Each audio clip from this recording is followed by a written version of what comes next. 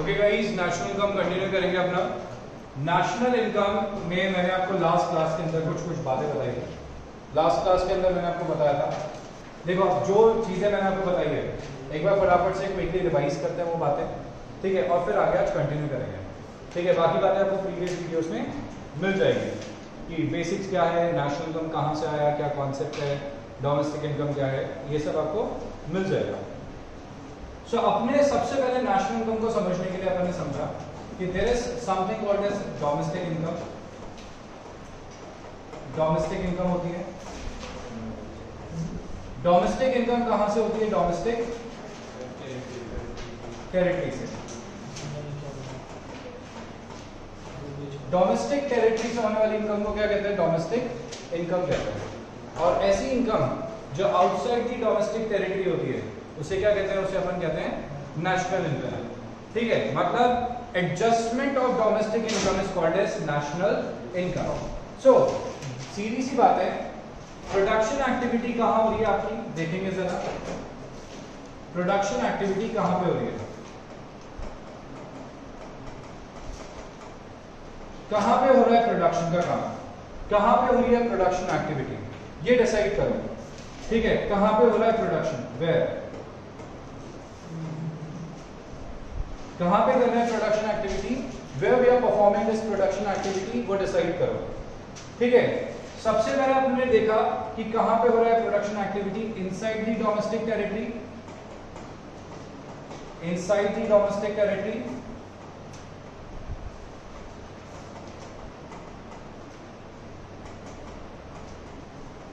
Inside the domestic territory या outside the domestic territory?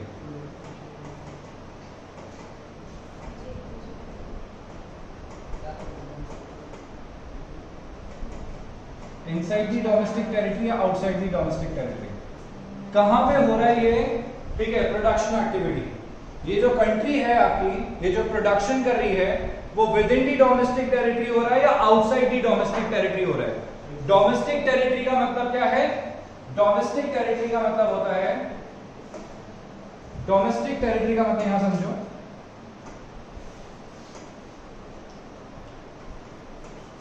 Domestic territory का मतलब क्या होगा?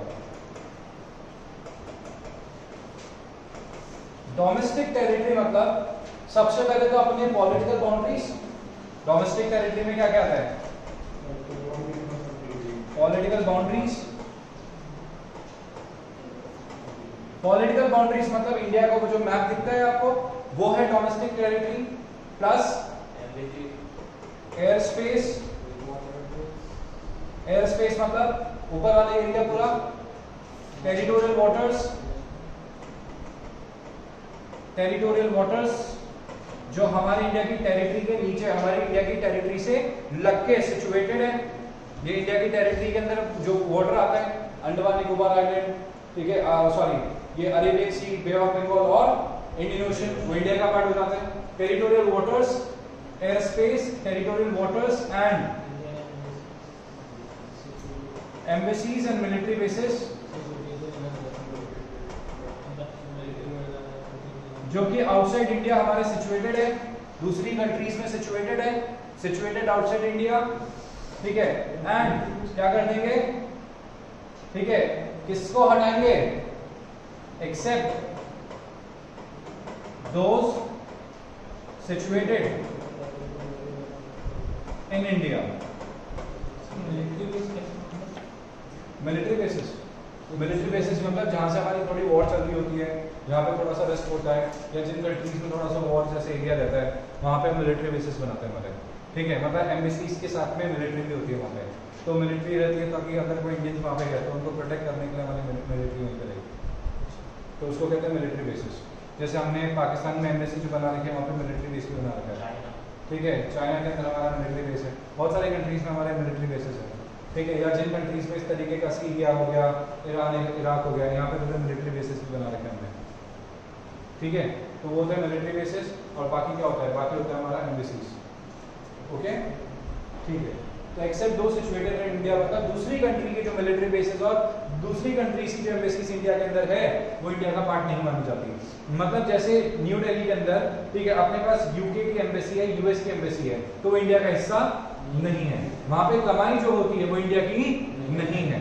इसे क्या कहते हैं? इसे कहते हैं डोमेस्टिक टेरिटरी। डोमेस्टिक टेरिटरी का मतलब, ठीक है, political boundary, air space, territorial waters, embassies and military bases, ठीक है, except those situated in India and, ठीक है, aircraft and ships operated by residents of a country।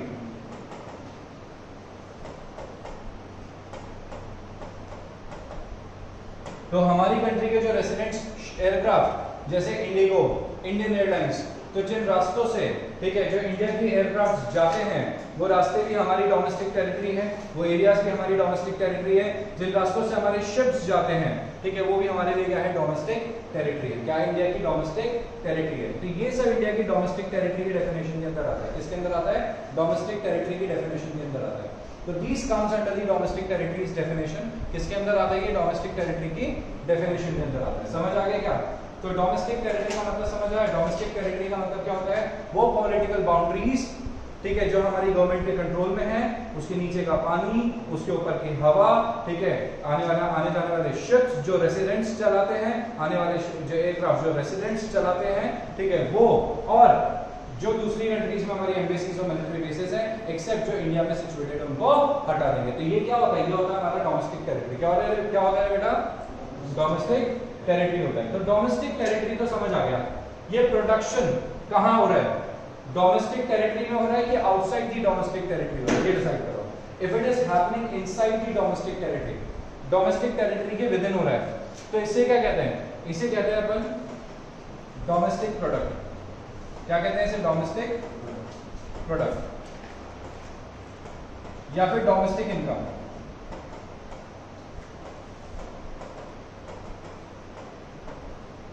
तो वो इंक्लूड हो जाएगा किसके अंदर? डोमेस्टिक प्रोडक्ट या डोमेस्टिक इनकम के अंदर, ठीक है। और आउटसाइड दी डोमेस्टिक टेरिटरी हो रहा है, तो not included in domestic income या डोमेस्टिक प्रोडक्ट। डोमेस्टिक प्रोडक्ट या डोमेस्टिक इनकम के अंदर इंक्लूड नहीं होगा। तो ये तो इंक्लूड हो जाएगा और ये इंक्लूड नहीं होगा। मतलब कोई भी ऐसी बिजनेस एक्टिविटी जो यूएसए के अंदर हुई है, तो इंडिया की इनकम में आएगा क्या?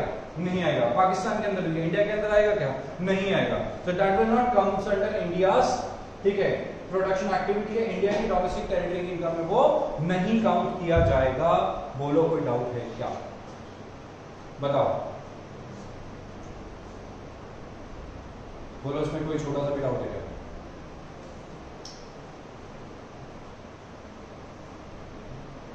नहीं है? आगे मूव करें, बोलो। Yes sir. ओके फाइन, आगे मूव करते हैं। अब आगे की कहानी सुनो। ये तो अपन ने देख लिया। अब अपन ना कुछ एग्जांपल्स देखने वाले हैं। क्या देखने वाले हैं? कुछ एग्जांपल्स देखने वाले हैं।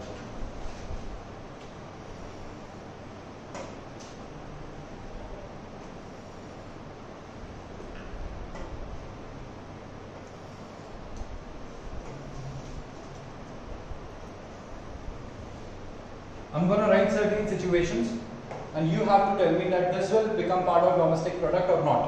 कुछ situations लिखूंगा और आप लोग प्रूव करके दिखाएंगे डोमेस्टिक इनकम का पार्ट है कि नहीं। सिचुएशन, डोमेस्टिक इनकम या domestic product not part of domestic product. Domestic product का पार्ट है कि नहीं है, देख के बताएंगे अपन। करें? हाँ जी। Situation number 1,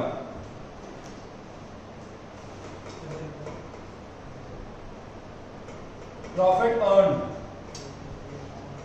bye foreign company in India. Profit earn by foreign company in India. एक फॉरेन कंपनी है, उसने इंडिया के अंदर प्रॉफिट कमाया। अब बताइए, एक फॉरेन कंपनी ने जिसने इंडिया के अंदर प्रॉफिट कमाया है, क्या वो डोमेस्टिक प्रोडक्ट में आएगा कि नहीं आएगा? बताइए। अब कौन कौन बोलता है कि वो डोमेस्टिक प्रोडक्ट में आएगा, कौन कौन बोलता है वो डोमेस्टिक प्रोडक्ट में नहीं आएगा? पहले कौन कौन बोलता है आएगा? 1 2 इसे बंद करो।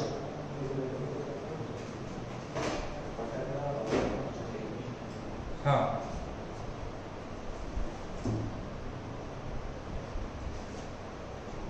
बोलो भाई, किस किस के हिसाब से आएगा आपके हिसाब से? अब देखो, profit earn by foreign company in India किसके आपके इसके हिसाब से आएगा डोमेस्टिक प्रोडक्ट में? कैसे?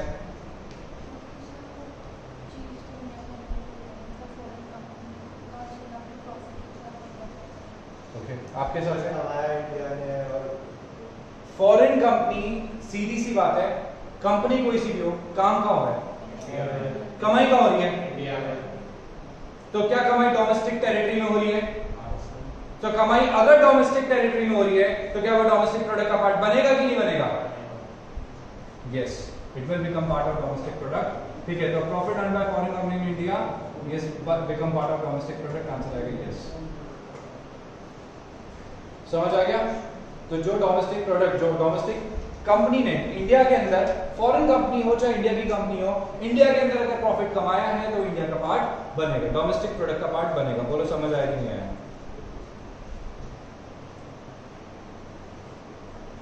Second, profit earn by branch of SBI, profit earned by branch of SBI in USA, profit earned by branch of SBI in USA, profit किसने कमाया? USA के अंदर SBI की ब्रांच ने। SBI तो सबको पता है इंडियन कंपनी है, स्टेट बैंक ऑफ इंडिया। तो स्टेट बैंक ऑफ इंडिया ने एक तरीके से प्रॉफिट कमाया बट USA के अंदर कमाया। तो क्या वो डोमेस्टिक प्रोडक्ट का पार्ट बनेगा कि नहीं बनेगा? आंसर आया नहीं बनेगा। क्यों नहीं बनेगा? डोमेस्टिक टेरिटरी के अंदर, क्योंकि वो डोमेस्टिक टेरिटरी के अंदर नहीं है, वो आउटसाइड डोमेस्टिक टेरिटरी हो चुका है। समझ गए? वो डोमेस्टिक टेरिटरी नहीं है, वो आउटसाइड डोमेस्टिक टेरिटरी है। तो किसके अंदर आएगा? इसके अंदर आएगा और इसके अंदर नहीं आएगा। कोई फर्क नहीं पड़ता, कंपनी तो इंडिया की है ना, SBI, state bank of India तो इंडिया की कंपनी है। कहीं भी काम करेगी, जहां कमा रही है वहां की डोमेस्टिक इनकम है। ठीक है, जहां पे भी वो काम करेगी वहां की डोमेस्टिक इनकम है। अगर वो इंडिया में काम करती है तो इंडिया की डोमेस्टिक इनकम, बाहर काम करती है तो बाहर की डोमेस्टिक इनकम। बोलो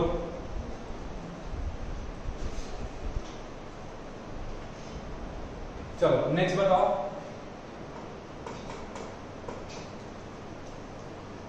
profit earn bye Tata Motors in India, domestic product. तो किसका पार्ट हो जाएगा? Domestic product. Indian company India में बिजनेस कर रही है तो किसका पार्ट बन जाएगा? डोमेस्टिक प्रोडक्ट का। ठीक है, इसके अंदर नहीं जाएगा। बोलो भी डाउट है बताइए, है कोई डाउट किसी को? नहीं? अच्छे से आ गया समझ में? ठीक है, नेक्स्ट देखो।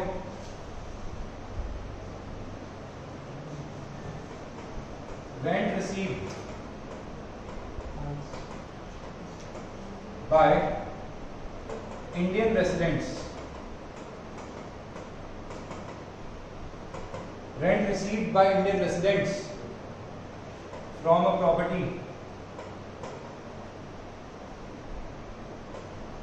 let out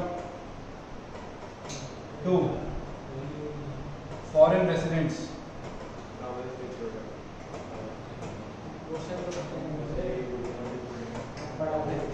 in Malaysia, in China.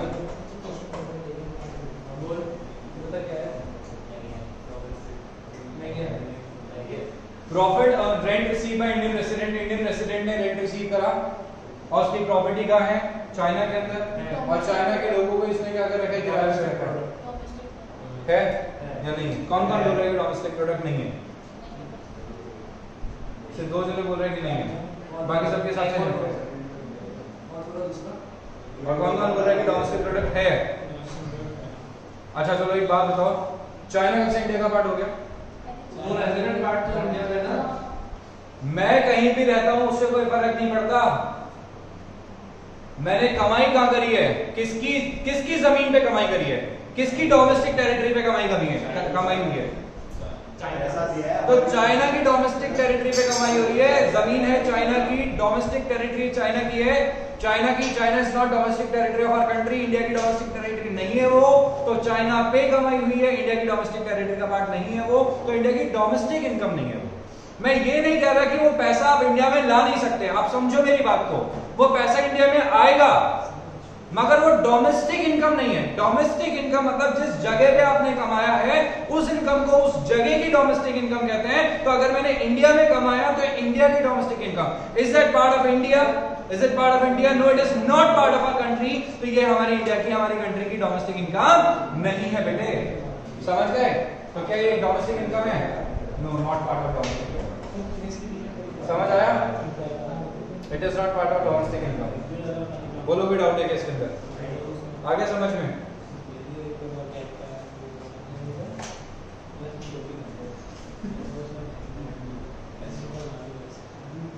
Next देखो, अब बताना, rent receive by foreign company, rent received by foreign company from a property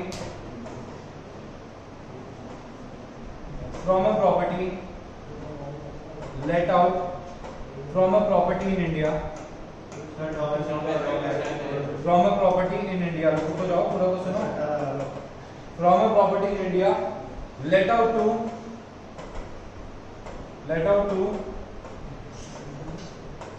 foreign residents.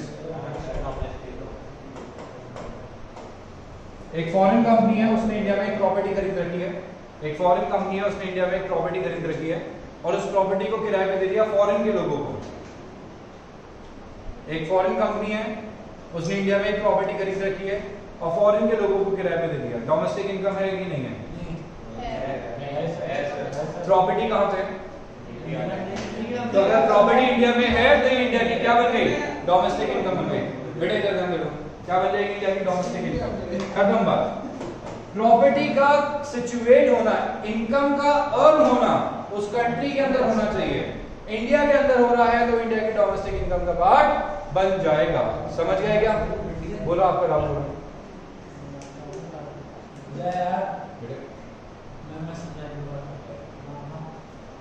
Rent receive by foreign company from the property in India. Foreign company ने एक property है, आप Canada के हो, ठीक है, आपकी कंपनी है, कैनेडियन कंपनी हो गई, इंडिया में है, इंडिया की एक प्रॉपर्टी आपकी, ऊपर वाला फ्लोर आपने खुद के लिए ले रखा है, नीचे वाला फ्लोर आपने किसी को किराए पे दे दिया, बट जिसको किराए पे दिया वो भी फॉरेन का है। तो क्या ये इंडिया की इनकम है कि नहीं है? डोमेस्टिक इनकम है कि नहीं है? सो आंसर आया कि वो प्रॉपर्टी कहाँ सिचुएटेड है, बस ये बता दो, वो इनकम कहाँ जनरेट हो रही है इंडिया के अंदर। तो इंडिया की डोमेस्टिक इनकम का, डोमेस्टिक इनकम मतलब डोमेस्टिक टेरिटरी में होने वाली इनकम। मैंने ये नहीं कहा कि वो पैसा बाहर लेके नहीं जा सकते, डोमेस्टिक टेरिटरी में हुई है, बस मैं ये कह रहा हूँ कि इनकम का जनरेशन कहाँ हुआ है, उस इनकम का जनरेशन हुआ है डोमेस्टिक टेरिटरी के अंदर।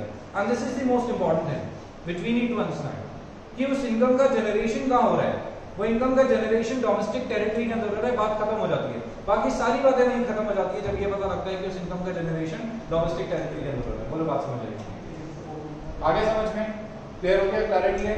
ठीक है।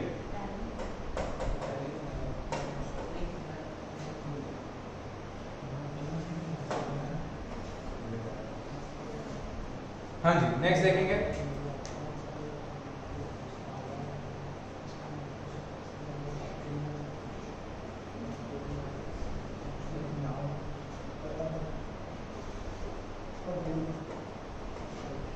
salaries to the residents,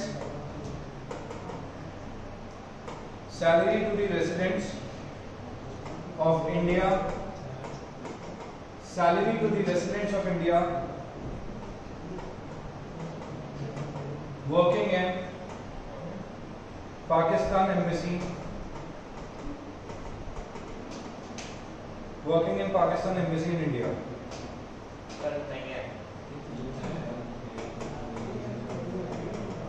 working in Pakistan embassy in India. हाँ जी, अब सुनो, salaries to the resident of India, कमाने वाला कौन है? इंडियन है। और वो कहाँ काम कर रहा है? पाकिस्तान की एम्बेसी में काम कर रहा है। कहाँ काम कर रहा है? पाकिस्तान की एम्बेसी में काम कर रहा है। और पाकिस्तान की एम्बेसी में काम कर रहा है, उसको पाकिस्तान से सैलरी मिल रही है और वो सैलरी लेके कहाँ जाता है? इंडिया। इंडिया की डोमेस्टिक इनकम का पार्ट है कि नहीं है? आंसर आएगा कि वो इंडिया की डोमेस्टिक इनकम का पार्ट नहीं कराएगा। क्यों?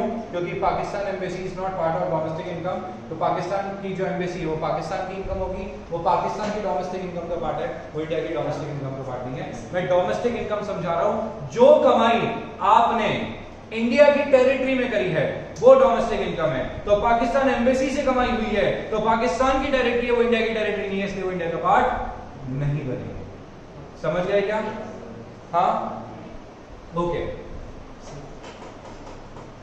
Salaries paid to residents of England, salary paid to residents of England working in Indian embassy in England।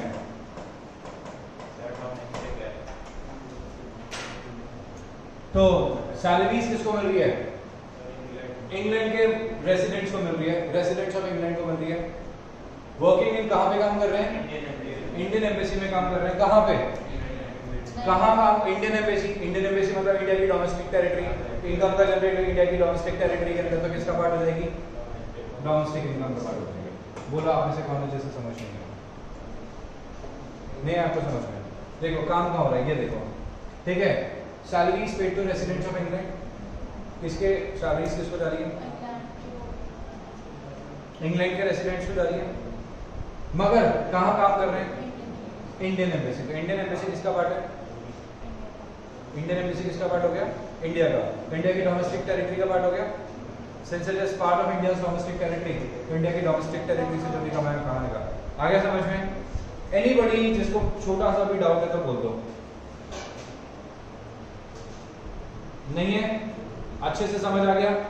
लिख लिया क्या बेटे आपने? हाँ जी, हाँ ये लिखना चाहिए आपको। छोटा क्वेश्चन आते हैं 1 मार्क्स के, एमसीक्यूज में आ सकते हैं। These are your 1 marks MCQ question.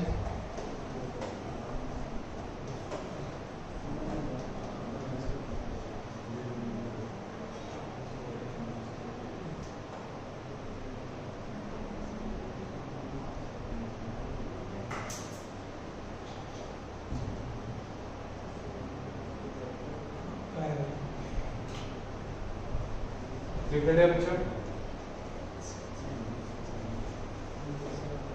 हाँ जी, अब आगे देखें इसमें। नेक्स्ट देखें बेटा। अब सुनो, अपन क्या बात कर रहे हैं? अब यहां तक तो अपने कर लिया। अब नेक्स्ट हेडिंग देखेंगे। हेडिंग देखिए, normal residents. Right new heading, normal residents.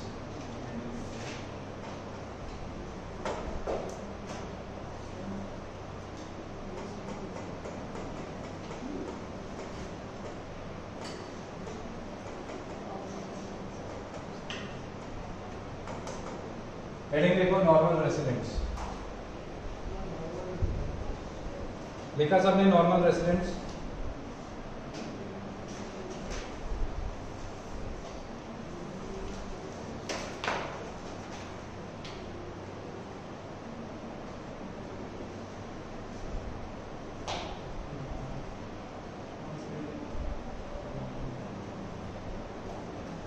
हाँ जी, अब नॉर्मल रेसिडेंट से पहले मैं आपको कुछ इंपॉर्टेंट बातें बताने वाला हूं और उसके बारे में स्टडी करेंगे अपन लोग। सबसे पहले रेसिडेंट कौन है? रेसिडेंट से पहले कुछ चीजें अपने लिए जानना जरूरी है। एक होता है रेसिडेंट और एक होता है सिटीजन। क्या रेसिडेंट और सिटीजन सेम है या अलग अलग है? कौन कौन बोलता है कि रेसिडेंट और सिटीजन अलग अलग है? Just raise your hands. और बाकी लोग के हिसाब से सेम है। रेसिडेंट और सिटीजन कौन कौन बोलता है सेम है? सेम भी नहीं, अलग भी नहीं है। जवाब ही नहीं आते बच्चों के। किस किस के हिसाब से रेसिडेंट और ठीक है सिटीजन सेम है? किसी के हिसाब से सेम नहीं है। चलो कोई बात नहीं। रेसिडेंट कौन होता है? अच्छा, सिटीजन कौन होता है?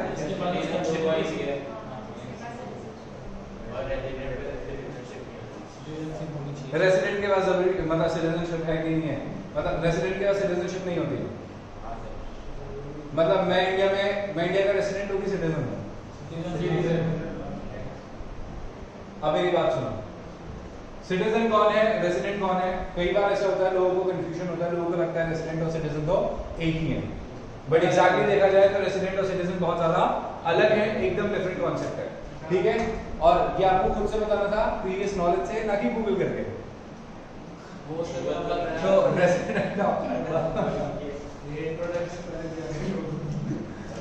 तो रेसिडेंट और सिटीजन कौन होता है जरा सुनो। रेसिडेंट होता है, ये रेसिडेंशियल स्टेटस का कॉन्सेप्ट कहां से आया? ये रेसिडेंट का कॉन्सेप्ट आया आपके इनकम टैक्स में, आपकी नेशनल इनकम से। आज आपकी इनकम और नेशनल इनकम और टैक्स के, नेशनल इनकम और इनकम टैक्स की वजह से आपके रेसिडेंट का कॉन्सेप्ट आया है। बेटा यार ध्यान दे लो, कोई मतलब नहीं है, ठीक है? तो रेसिडेंट का जो कॉन्सेप्ट आ रहा है वो आपके इनकम टैक्स और नेशनल इनकम की वजह से आया है। सिटीजन होता है ना जो, सिटीजन कौन है? सबसे पहले तो सिटीजनशिप एक्ट ने,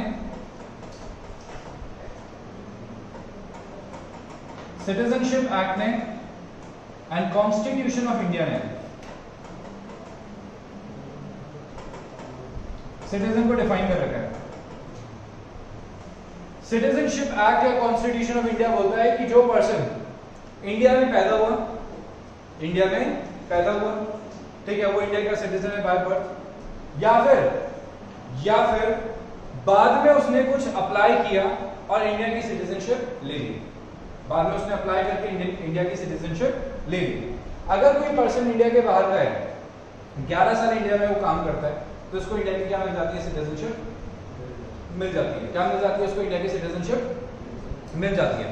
तो अगर आप 11 साल इंडिया में काम करते हो, फॉरेन से आए, इंडिया में रहने लगे, 11 साल आपने इंडिया में काम किया, तो you can apply for Indian citizenship. आप किसके लिए अप्लाई कर सकते हो? इंडिया की सिटीजनशिप के लिए अप्लाई कर सकते हो।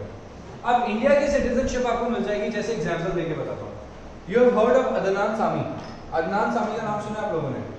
अब अदनान सामी जो है वो पाकिस्तान का सिटीजन था, उसने पाकिस्तान की सिटीजनशिप छोड़ी, इंडिया में आया, काफी सालों से, पिछले 30 years I guess he is staying in India, 30-35 years से वो इंडिया के अंदर ही रह रहा है। So he applied for Indian citizenship and he got the Indian citizenship. 20 years back उसको ऑलरेडी क्या मिल चुका है? इंडिया की सिटीजनशिप मिल चुकी है। Now he is Indian citizen, वो इंडिया के सिटीजन, इंडिया का सिटीजन बन चुका है। अब इंडिया का सिटीजन मतलब कि आप भारत के नागरिक हो, आप भारत के ही हो, दैट इज सिटीजनशिप का कॉन्सेप्ट। मगर जो रेसिडेंट का कॉन्सेप्ट होता है ना, वो होता है कि आप इंडिया में रहते हो, इंडिया में कमाते हो, इंडिया में खर्च करते हो। रेसिडेंट का मतलब होता है जो इकोनॉमिक एक्टिविटी, क्या? Basic economic activity. क्या बोला मैंने? बेसिक इकोनॉमिक, जो बेसिक इकोनॉमिक एक्टिविटी किसी कंट्री में करता है, तो उस कंट्री का वो क्या बन जाएगा? रेसिडेंट। क्या क्या बेसिक इकोनॉमिक एक्टिविटी है? कमाना, अर्निंग्स करना, स्पेंड करना, एक्सपेंडिचर करना,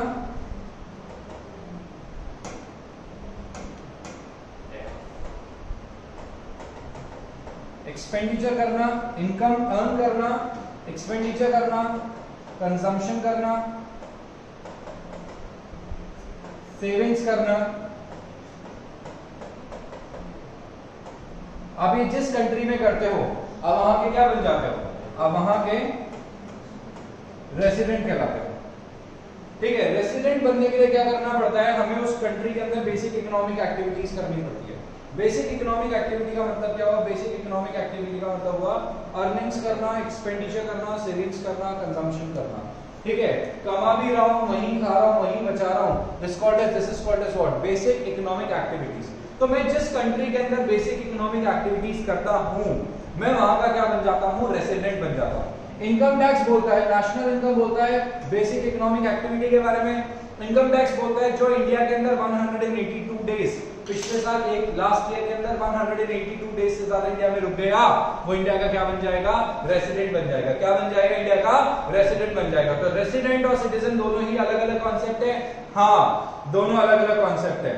और नेशनल इनकम के अंदर हम लोग रेसिडेंट के कॉन्सेप्ट को लेने वाले हैं, ना कि सिटीजन के कॉन्सेप्ट को लेने वाले हैं। हमारे लिए इंपॉर्टेंट क्या है, रेसिडेंट का कॉन्सेप्ट जानना, ना कि सिटीजन का कॉन्सेप्ट। सिटीजन क्या होता है, सिटीजन वो होता है जो इंडिया में पैदा हुआ या उसने इंडिया में अप्लाई करके सिटीजनशिप ले ली, बस बात खत्म हो गई। मैं इंडिया का रेसिडेंट हूं और मैं यूएस जाके रहने लग गया, तो क्या मेरी इनकम इंडिया में काउंट होगी कि यूएस में काउंट होगी? आंसर आया यूएस में काउंट होगी। क्यों? क्योंकि मैं इंडिया का सिटीजन तो हूं, मगर मैं रेसिडेंट कहां का हूं, मैं रेसिडेंट हूं यूएस का। समझ रहे हो क्या, मैं रेसिडेंट कहां का हूं, यूएसए का हूं। फिर इसमें क्या है, एक बहुत बड़ा ट्विस्ट था।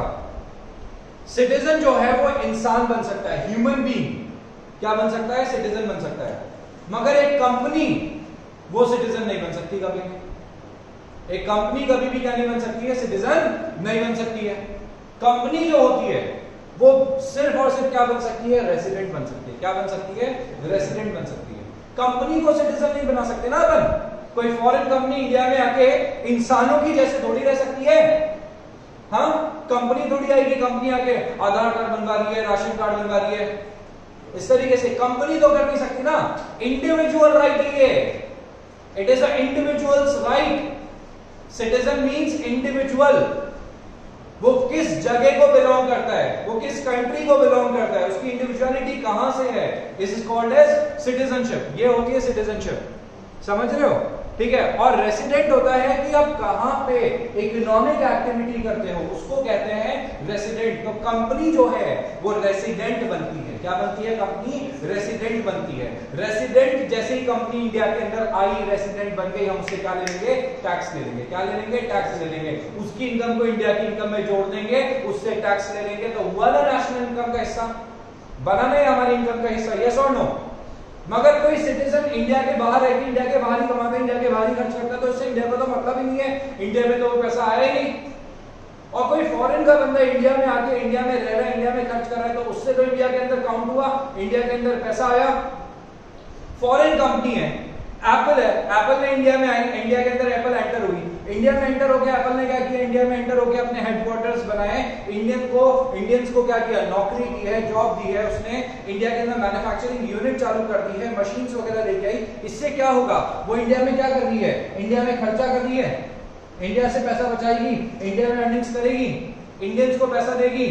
सो अल्टीमेटली वो जो कंपनी है वो इंडिया की रेसिडेंट बन जाएगी। क्या बन जाएगी, इंडिया की रेसिडेंट बन जाएगी। और इंडिया की रेसिडेंट बनते ही उसकी जो होने वाली इनकम है वो इंडिया की टोटल इनकम में काउंट हो जाएगा, और उससे जो आने वाला टैक्स है वो हमारी गवर्नमेंट को मिलेगा।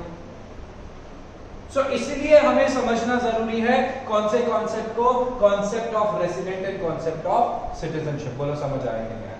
कौन से कॉन्सेप्ट को, concept of resident and concept of citizenship. बोलो किसको डाउट है इसके अंदर? Anybody with any small doubt here? आ गया समझ में? बोलो भाई फटाफट से, देखेंगे इस पर। नॉर्मल रेसिडेंट्स लिखा था ना आपने, लिखो।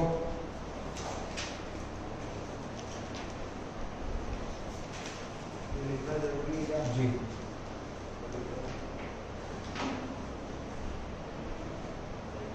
मीनिंग लिखो इसका।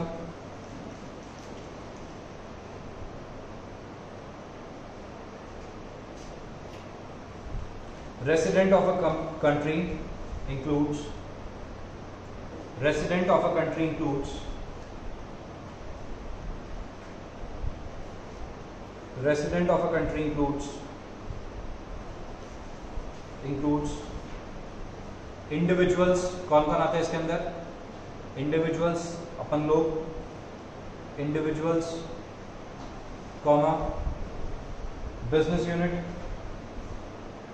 individuals, comma business unit, comma business unit, comma government, comma government, comma government and their agencies resident of a country ordinary includes कौन कौन आता है इसके अंदर? Individuals, business unit, government and उनकी एजेंसीज। ये सब क्या होते हैं? सब रेसिडेंट हो जाते हैं, रेसिडेंट की डेफिनेशन के अंदर आते हैं।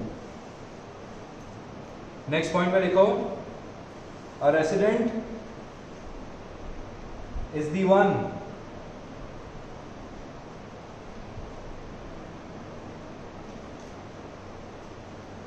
A resident is the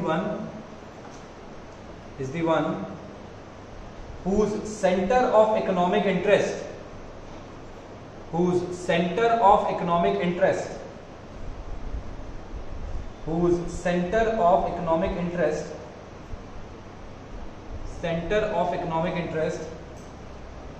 lies in the economic territory, lies L-I-E-S, lies in the economic territory of the country, lies in the economic territory of the country, economic territory of the country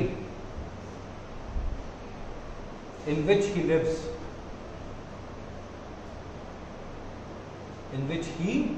lives, तो उसका centre of economic interest मतलब basic economic activity. Centre of economic interest मतलब basic economic activity, कमाना, खाना, खर्च करना, कमाना, खाना, सेव करना, कमाना, खर्च करना और सेव करना। ठीक है, this is called as basic economic activity. Next point में लिखो, the centre of economic interest,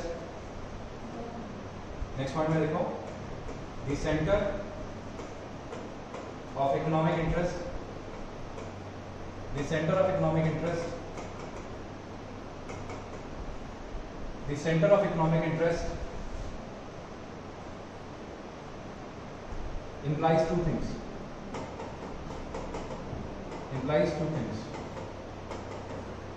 the center of economic interest implies two things, the center of economic interest implies two things, center of economic interest implies two things।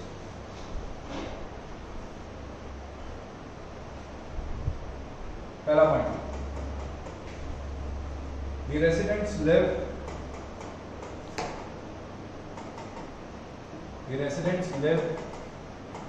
or are located, the residents live or are located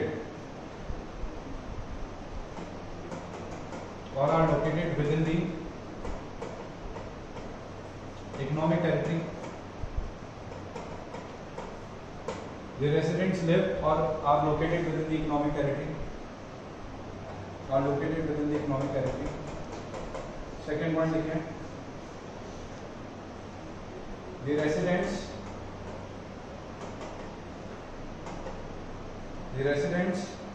carry out the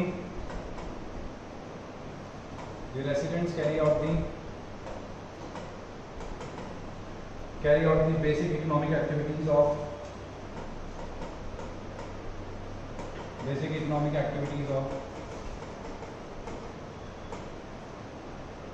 the resident carry out the basic economic activities of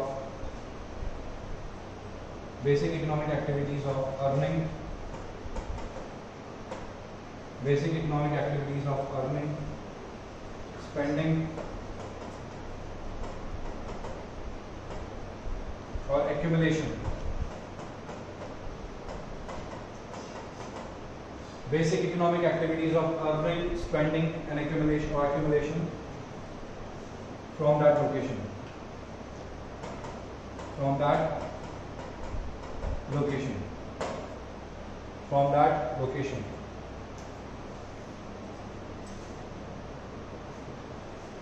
तो condition क्या हुई?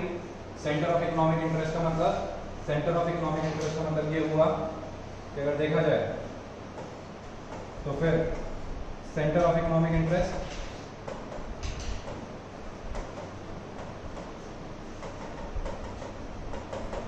या तो आप India में रहते हो, पहला रेसिडेंट क्या है?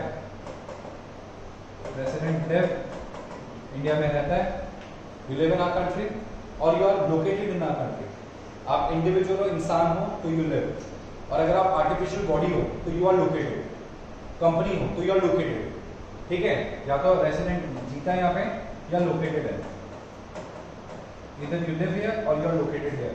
और दूसरा जो बेसिक इकोनॉमिक एक्टिविटीज हैं, बेसिक इकोनॉमिक एक्टिविटीज मतलब economic activities, basic economic activities आप कहां करते हो? इंडिया में करते हो। तो बेसिक इकोनॉमिक एक्टिविटीज का मतलब क्या है? कमाना, कमाना मतलब अर्निंग,